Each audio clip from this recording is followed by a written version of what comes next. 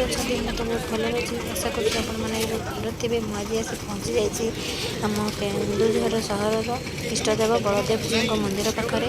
ତ ଆଜି ହେଉଛି ମାଘ ପୂର୍ଣ୍ଣିମା, ସେଥିପାଇଁ ଆଜି ମନ୍ଦିରରେ ବହୁତ ଲୋକଙ୍କର ଗହଳି ଲାଗିଛି। ଆଉ ଆମ ବଳଦେବଜୀଉଙ୍କର ଆଜି ମାଘ ପୂର୍ଣ୍ଣିମାରେ ଗଜ ଉଦ୍ଧାରଣ ବେଶ ହୋଇଛି। ଆଉ ଆପଣମାନେ ମୋ ସହିତ ରୁହନ୍ତୁ ଏବଂ ମୋର ସମ୍ପୂର୍ଣ୍ଣ ଭିଡ଼ିଓଟିକୁ ଦେଖନ୍ତୁ ଏବଂ ଠାକୁରଙ୍କର ଆଜି ଗଜ ଉଦ୍ଧାରଣ ବେଶ ବି ଦେଖନ୍ତୁ। ଆଉ ଯଦି ଭଲ ଲାଗିଲା ତାହେଲେ ମୋ ଭିଡ଼ିଓକୁ ଲାଇକ୍, କମେଣ୍ଟ ଏବଂ ସେୟାର କରନ୍ତୁ ଏବଂ ସବସ୍କ୍ରାଇବ୍ କରିବାକୁ ଜମା ଭୁଲିବେନି।